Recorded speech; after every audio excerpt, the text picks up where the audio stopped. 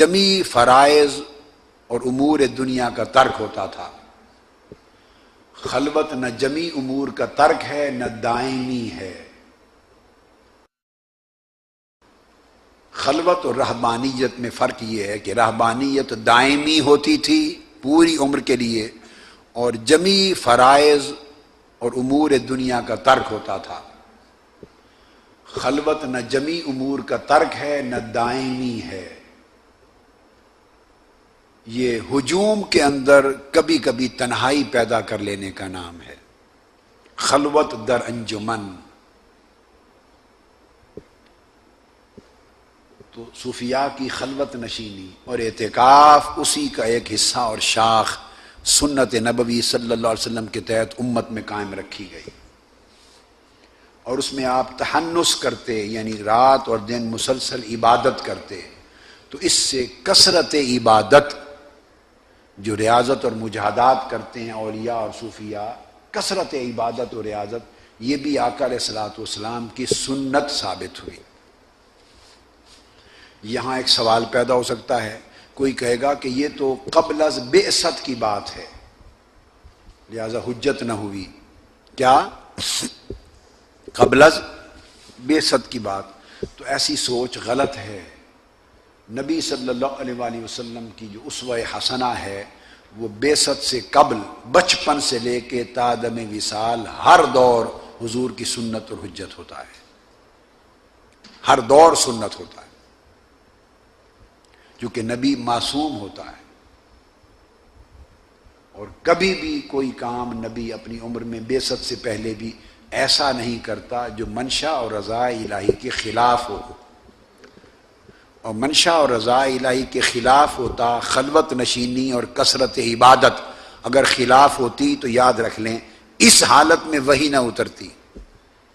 اللہ پاک فرماتے کہ اے محمد صلی اللہ علیہ وآلہ وسلم، تم تو رہبانیت کر رہے ہو، کثرت کے ساتھ رات دن جا کے عبادت کرتے ہو اور گھر بار چھوڑ کے غاروں میں بیٹھے ہو، یہ حالت مجھے پسند نہیں، واپس شہر میں جاؤ، وہیں وحی اتاروں گا۔ تو اللہ نے وحی بیت خدیجہ میں نہیں اتاری، خلوت غار حرا میں اتاری ہے، لہذا یہ سنت بھی ہوئی، حجت بھی ہوئی۔ یہ بات سمجھ گئے نا آپ؟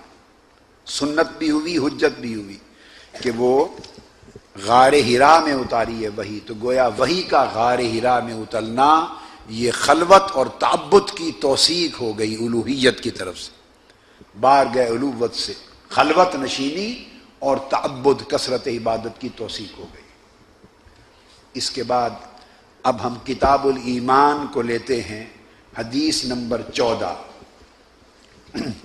کتاب الایمان اور مسلسل حدیث نمبر 14، یہ مسلسل بخاری شریف کا نمبر دے رہا ہوں،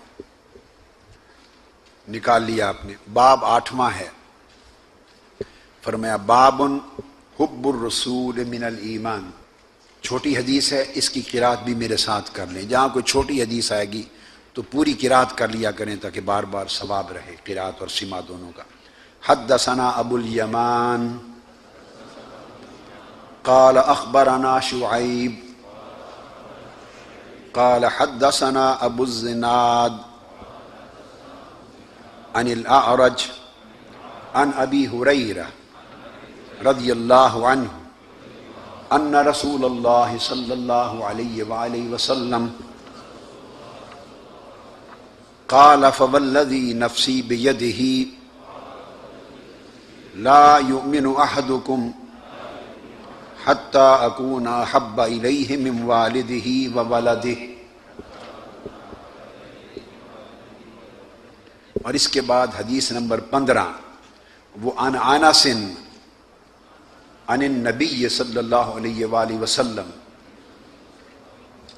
اس میں ارشاد فرمایا لا یؤمن احدکم حتی اکون احب الیہ من والدہ وولدہ والناس اجمعین۔ گفتگو میں اس سے اگلی 16ویں حدیث پر تھوڑی سی کروں گا۔ 14 اور 15 دو حدیثوں کو ذہن میں رکھ کے ایک نقطہ عقیدہ کا سمجھ لیں۔ عام اہل علم اور علماء یا عام عوام الناس الا ماشاء اللہ یہ سمجھتے ہیں کہ ان دو حدیثوں میں محبت رسول کی اہمیت کا ذکر ہے. یہی سمجھا ہے نا جی؟ نہیں، یہ درست نہیں ہے. محبت رسول کا بیان نہیں ہے. حدیث کی نص کو پڑھیں. فرمایا لا یؤمن احدکم حتی اکون احب الیہ من والدہ. دوسرے مقام پر فرمایا حتی اکون احب الیہ من ولدہ. یہاں ذکر احبیت رسول کا ہے، فقط محبت رسول کا نہیں ہے. احبیت کیا؟ یعنی اگر کہا کہ حضور علیہ السلام کی محبت کا ثبوت اس حدیث سے ملا، اس حدیث سے محبت کا ثبوت ملا، تو بھئی پھر محبت کا ثبوت تو اولاد سے بھی ملا اسی حدیث سے. وولدہ، تو اولاد کی محبت کا بھی ثبوت ملا. ووالدہ، اور والد کی محبت کا بھی ثبوت ملا یا نہیں ملا اس میں؟ اور پھر والناس اجمعین، اور سب لوگوں کی محبت کا بھی ثبوت ملا. تو وجہ امتیاز کیا ہوئی اس حدیث میں؟ دیکھو نا، من والدہ وولدہ والناس اجمعین، تینوں کی محبتوں کا ذکر ہے یا نہیں؟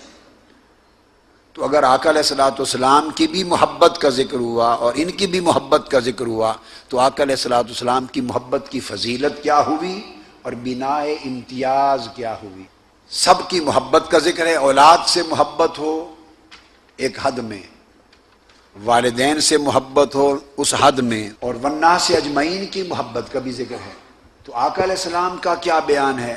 وہ خالی محبت کا نہیں، فرمایا احب الیہ، ان ساروں کی محبت سے زیادہ محبت ہو. حضور کی محبت ان سب محبتوں سے شدید تر ہو.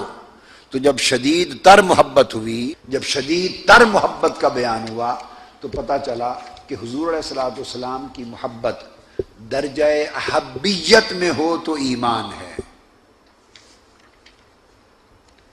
اور درجہ احبیت کا مطلب ہے سب محبتوں سے غالب تر، اور سب محبتوں سے شدید تر، اور سب محبتوں سے فائق تر.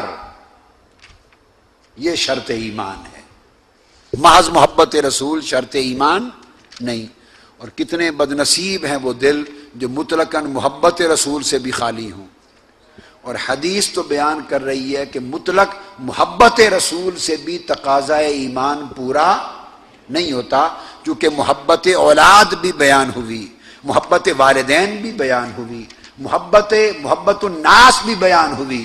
تو ان سب کے مقابلے میں محبت رسول کا معنی یہ ہے کہ احب الیہ، حضور کی محبت درجہ احبیت میں ہو کہ کائنات کی ساری محبتوں پر غالب تر. یہ تو تھی بخاری شریف کی حدیث. اب یہاں موازنے کے لیے ایک خاص بات بتا دوں. اس حدیث کو امام بخاری نے تو روایت کیا حب الرسول من الایمان کا باب قائم کر کے. کل میں نے آپ کو ترجمۃ الباب اور عنوان باب کی پوری بحث سمجھا دی تھی. اور یہ حدیث امام مسلم بھی لائے ہیں، یہ حدیث امام مسلم بھی لائے ہیں. اور مسلم شریف کا باب بتا رہا ہوں. اگر میری کتاب جو حدیث میں مرتب کی المنہاج السوی اس کو لیں گے